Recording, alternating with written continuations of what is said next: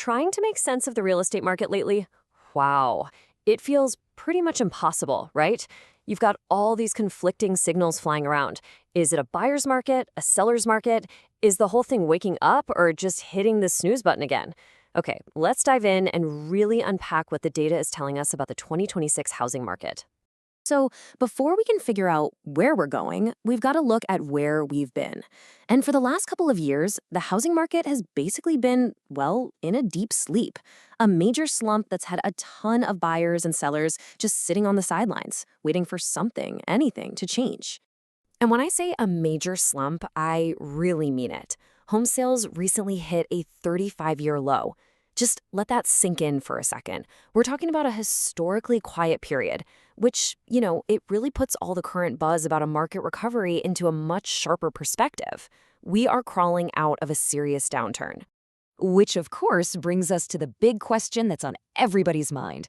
After all that quiet, is the housing market finally, actually, showing signs of life? Are we about to see a real comeback? Let's take a look at the evidence. And you know what? There is some good news out there.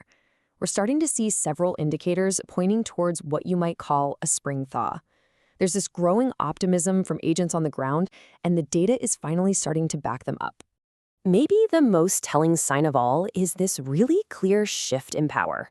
According to Zillow, if you look back to earlier in 2025, sellers were still calling the shots. But fast forward to right now, that has completely flipped. The advantage has swung, and pretty decisively, over to the buyers. And that's not just a feeling. It's backed up by survey data from the real Brokerage. Almost half of all agents, that's 45%, are now saying that buyers have the upper hand. Only about 1 in 5 still thinks it's a seller's market. And that huge chunk in the middle calling it balanced, that right there is a massive change from the absolute frenzy we saw just a few years ago. So what's behind this shift? Well, a huge piece of the puzzle is affordability. When you compare it to just a year ago, the typical American household has seen their home buying power jump by about $30,000. And some analysts are saying that translates to as much as $37,000 more in purchasing power. I mean, that's a really meaningful difference that can open up a lot more doors for potential buyers. All this extra buying power is really fueling a new wave of optimism. A solid 73% of real estate agents expect this spring selling season to be stronger than last year's. And you have to remember, these are the people on the front lines. So that level of confidence, that's a pretty strong signal.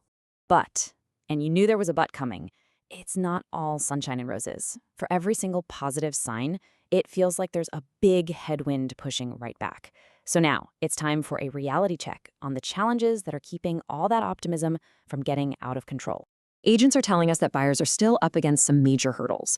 No surprise, affordability is still number one. But right behind it is this growing feeling of economic uncertainty. And these headwinds are big enough to really slow down any momentum the market is building. Let's just zero in on that economic uncertainty for a second. Okay, so just last month, 22% of agents were flagging it as a top concern for their clients. And this month, that number's already jumped to 28%. That is a really fast spike in anxiety, and it just goes to show you how fragile people's confidence is right now. And that nervousness, it's not just a feeling.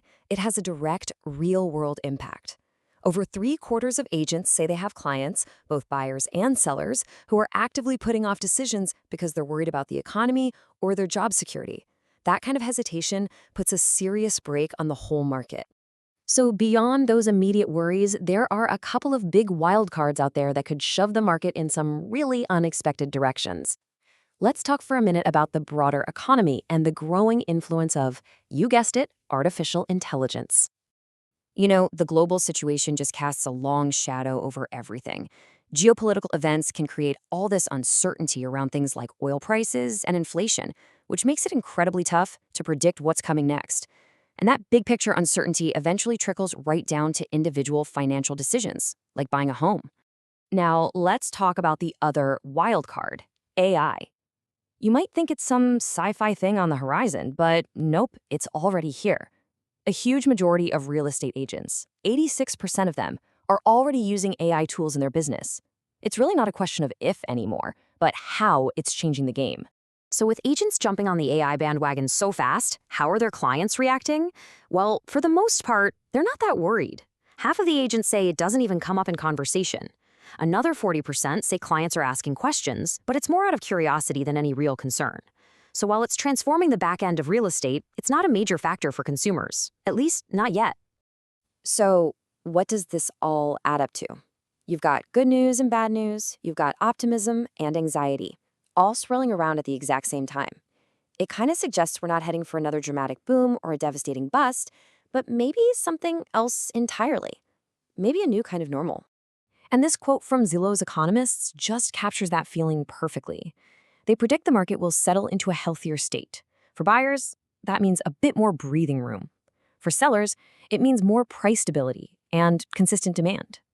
The real key word here is settle, a slow move towards finding some balance. Which leaves us with one final thought.